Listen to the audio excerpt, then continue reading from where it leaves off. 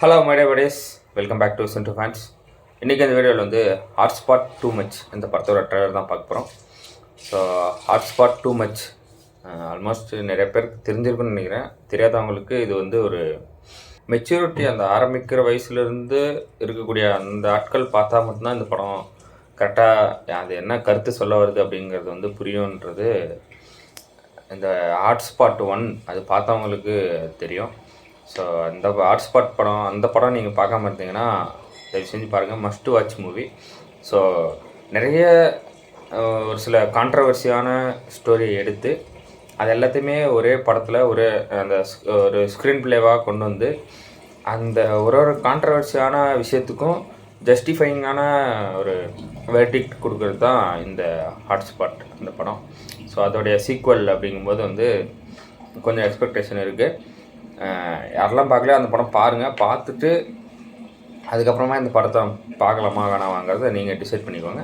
இப்போ வாங்க hotspot too much இந்த படத்தோட ட்ரைலர் பார்த்துட்டு வந்துடுவோம். அவங்க என்ன ஆளுங்க? நம்ம ஆளுங்க தான், பார்த்தாலே தெரியுது. பார்த்தாலே எப்படி தெரியும்? பின்னாடி வாழலாம்ல, அப்போ நம்ம ஆளுங்க தானே. ஆரம்பிக்கலாமா?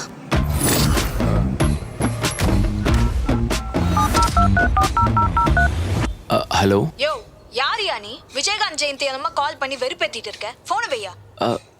விஜயகாந்த் ஜெயந்தியா? இன்று விஜயகாந்த் ஜெயந்தியை முன்னிட்டு தமிழக முதலமைச்சர் சிவகார்த்திகேயனும் எதிர்க்கட்சி தலைவர் விஜய் சேதுபதியாரும் விஜயகாந்த் சிலைக்கு மாலை அணிவித்தனர். எவ்வளவு முக்கியமா பேசிட்டு இருக்க? நீ தூங்கிட்டு இருக்க? சாரி மச்சான், எனக்கு கதை பிடிக்கலன்னா நான் தூங்கிடுவேன்டா. வரலாற்றிலேயே முதல் முறையா தாதாவும் ராசாவும் ஒன்னா சேர்ந்து படம் நடிக்க போறதா அனௌன்ஸ்மெண்ட் வந்திருக்கு. இதை எப்படி பாக்குறீங்க? வானமும் பூமியும் சேர்ந்தா எப்படி இருக்கும்? எரிமலையும் சூறாவளியும் ஒண்ணு சேர்ந்தா எப்படி இருக்கும்? ஓ, இவங்க ரெண்டு பேரும் அதுக்கு லீவ் கொடுக்காத. உன் வேலையும் வேணாம், உன் போனஸும் வேணாம், உன் பொங்கச்சோரம் வேணாம், உன் புளியோதரையும் வேணாம். I like to sleep with ராசாடா அவர் இந்த வயசுலயே பாட்டு பாடுறாரு, டான்ஸ் ஆடுறாரு, சண்டை போடுறாரு, ஓடுறாரு, உழைக்கிறாரு. ஒன்னால ஒரு தண்ணி ஜக்க கூட ஒழுங்கா தூக்க முடியல. நீ எல்லாம் அவரை பத்தி பேசலாமா? ஐ like to have sex with. ஆரம்பத்திலேயே டோசேஜ் கொஞ்சம் தூக்கலா. பாட்டு இல்ல, கொஞ்சம் தூக்கலா தான் இருக்கும்.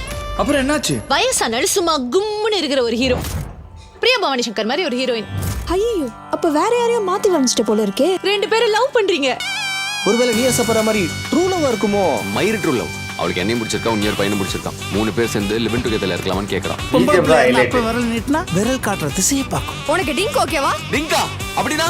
dual income and no kids. Shall we get into a cuffing relationship? அப்படினா பொம்பளை பிள்ளைங்கிறது கடவுள் கொடுக்கற சொத்தியா? அப்படின்னா குளிர்காலத்துக்கு மட்டும். இப்போ குளிருது, மழை பெய்யுது, அப்படியே கடல் பண்ணிட்டு கட்டி பிடிச்சிட்டு படுத்தா எப்படி இருக்கும்? சந்தோஷமா இருக்கு தம்பி, ரொம்ப ஆர்வமா காத்துக்கிட்டு. ஒரு படம் பதில்களை மட்டும்தான் சொல்லணும்னு அவசியம் இல்லைல்ல, நல்ல கேள்விகளை எழுப்பினா கூட போதும் தானே. 2026 எலெக்ஷன்ல தளபதி ஜெயிச்சாரா இல்லையா? நாங்க மட்டும் இல்ல, கோடிக்கணக்கான பேர் இந்த ஒரு முடிவுக்காக தான் காத்துட்டு இருக்காங்க. 2050லயும் தோனி ரிட்டையர் ஆகலையா? கவர்மெண்ட் என்ன பண்ணணுமோ பண்ணிக்கிட்டு தான் இருக்காங்க. சில பேருக்கு சில விஷயங்களை சொல்ற விதத்துல சொன்னாதான் புரியும். ஐயோ அங்கிள், பூமர் அங்கிள். சின்ன வயசுல இருந்து அவருக்கு ரசிகரா இருந்திருக்க.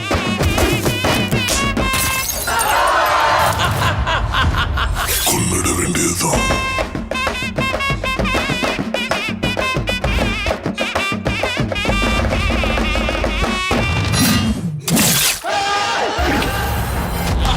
சூப்பரா இருக்கு. கண்டிப்பா இந்த படத்தை பண்றோம். எல்லா டைரக்டரையும் கூட்டு படத்தை போட்டு காட்டுறோம். படம் சூப்பரா இருக்குன்னு ஃபோர்ஸ் பண்ணி சொல்ல வைக்கிறோம். மக்களை ஏமாத்தி ஸ்கேம் பண்றோம். சொல்லுங்க கதிர், இந்த சம்பவத்தை எப்படி பாக்குறீங்க? அடுத்த வைரல் நியூஸ் வரவெல்லாம் அர்த்தம் வைத்தறிச்சல கொட்டிக்கிறதா நம்மளுக்கு வேலையா? ஜனவரி 2026 ஜனவரியில் ரிலீஸ் ஆக போகுது. ஸோ அதான் நான் சொன்ன மாதிரி கான்ட்ரவர்சியான ஸ்கிரிப்ட் எடுத்து அது ஃபைனலாக அதோட கிளைமேக்ஸ் வரும்போது அதுக்கு ஒரு ஜஸ்டிஃபைங்கான வெர்டிக்ட் கொடுக்குறது தான் இந்த படத்தோடைய ஸ்பெஷாலிட்டி.